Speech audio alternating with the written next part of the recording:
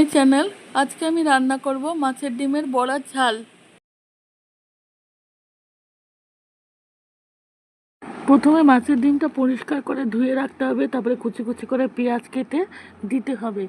তারপরে পেঁয়াজ, আদা, রসুন, লঙ্কা বেটে রেখেছিলাম, ওই মশলাটাও দিতে হবে। তারপরে হলুদ গুঁড়ো, জিরের গুঁড়ো, লঙ্কার গুঁড়ো সব দিয়ে, বেসন দিয়ে, একটু নুন দিয়ে সামান্য ভালো করে মাখতে হবে।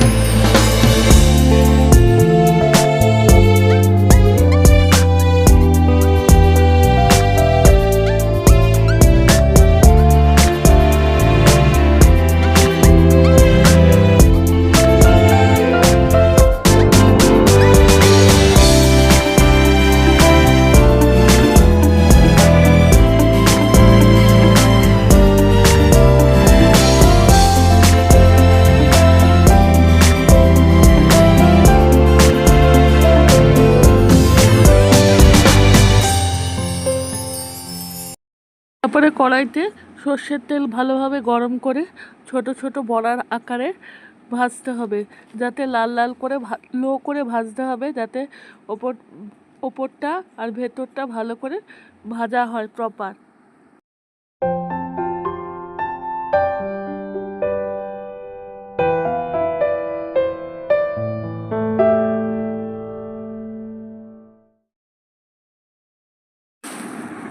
তারপরে বড়াগুলো আস্তে আস্তে ভেজে যখন লাল লাল হয়ে যাবে, একটা বাটির মধ্যে তুলে রাখতে হবে।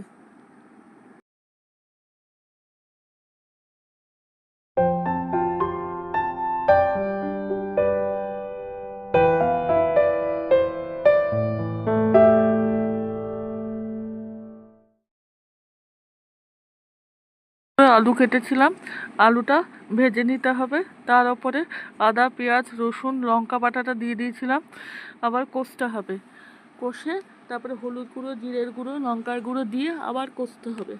কষতে কষতে যখন একটু তেল বেরিয়ে আসবে, তারপরে টমেটো সস দিতে হবে, আবার একটু কষতে হবে। কষতে কষতে তারপরে একটু গরম জল করে দিতে হবে। গরম জলটা করে যখন দিয়ে দেবো, তারপরে স্বাদ মতো নুন দিতে হবে। নুন দিয়ে ঝোলটা যখন একটু ফুটে আসবে, হালকা একটু টেনে আসবে, তখন বড়াগুলো দিয়ে দিতে হবে। নামানোর আগে গরম মশলা গুঁড়ো দিয়ে